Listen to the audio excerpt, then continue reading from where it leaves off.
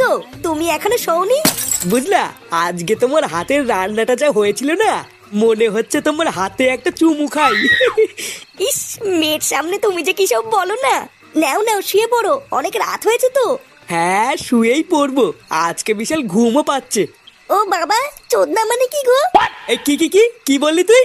এইসব বাজে কথা তুই কোথা থেকে শিখেছিস? হ্যাঁ, আমি কি জানি নাকি? ফাটা আমাকে স্কুলে গিয়ে শিখিয়েছে। কি তোকে এইসব কথা ফাটা শিখিয়েছে? তোকে আমি কতবার বলেছি না স্কুলে গিয়ে এইসব বাচ্চাদের সাথে একদম কথা বলবি না। আরে বাবা ছাড়ো না, বাচ্চা কাচ্চা মানুষ তো, তাই কি নাকি বলেছে। ফাটা বাচ্চা নাকি? ও একটা না পাকা শান্তির ছেলে। লেওরা নিজের মতন আমার মেয়েটাকে উল্টো পাল্টা শিখাচ্ছে। দাঁড়াও, ওই চুদির ভাইকে দেখাচ্ছি মজা।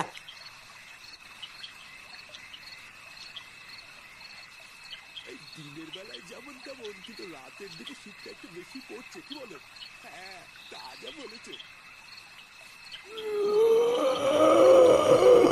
কি হলো কাকা, থেমে গেলে যে? কেমন যেন একটা আজব শব্দ আসছে না? শব্দ কই?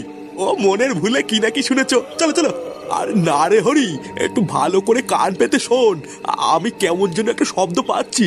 ও তোমার বুড়ো বয়সে বিমৃতি হয়েছে কাকা, আর এই শীতের মধ্যে দাঁড়িও না, চলো চলো। কাকা, তুমি মনে হচ্ছে ঠিকই শুনেছিলে গো। এটা আবার কিসের শব্দ? হ্যাঁ রে হরি, জায়গাটা না খুব একটা ভালো লাগছে না রে, আমাদের তাড়াতাড়ি এখান থেকে বেরোতে হবে। কি গো কাকা?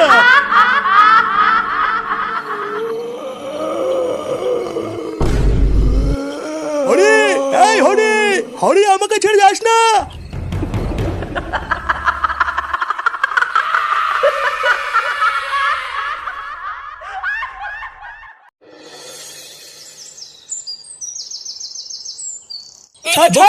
তোর এত বড় সাহস, এতবার মেরেছিস তুই? চুদির ভাই, আমার মেয়েকে উল্টো পাল্টা শিখাবি?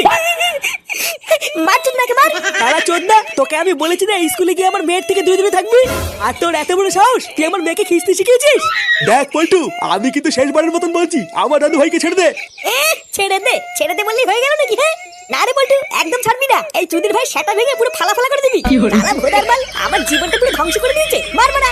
শোন রে ভুদা, আমি যদি আর কোনোদিন শুনি যে তুই আমার মেয়ের সাথে স্কুলে গিয়ে কথা বলেছিস বা আমার মেয়েকে খিস্তি শিখিয়েছিস, তাহলে চুদির ভাই পরের বার তোর বাড়িতে এসে তোরা তোর দাদু লেওড়া ছিঁড়ে আমি ডাঙ্গুটি খেলবে বলে দিলাম। আচ্ছা ঠিক আছে, আমি আর কোনোদিন কথা বলবো না। পল্টুদা, তুমি এখানে ঝামেলা করছো, আর ওইদিকে তো বিশাল বড় একটা কেলেঙ্কারি হয়ে গেছে। কি কেলেঙ্কারি হয়ে গেছে মানে?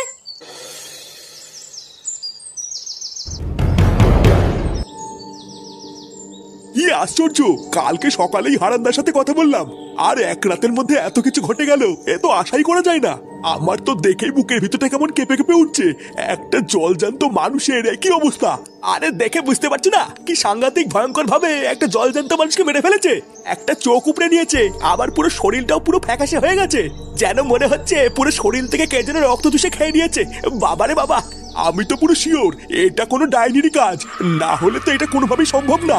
হ্যাঁ, ঠিকই বলেছো। এই পুঙ্গা মেরেছে, এই সে বাবা কি হয়েছে? পল্টু, দেখছিস তো কাল রাতে গ্রামে কি হয়েছে? হ্যাঁ, সে তো দেখতেই পাচ্ছি। তা কি করে এমন হলো সেটা কি জানতে পারলি? না রে পল্টু, তেমন কিছু জানা যায়নি, তবে গ্রামের সবাই বলছে এটা নাকি কোনো ডাইনির কাজ। ভালো করে তাকিয়ে দেখ, মনে হচ্ছে গলার কাছে কে যেন কামড় দিয়ে সব রক্ত চুষে নিয়েছে। এই যে চোদনা শুধু কি রক্ত চুষেছে নাকি, চোখের লেওড়া তো তুলে নিয়ে গেছে। এই যে না বলে না, এই সিনে আমি দেখতে পাচ্ছি না।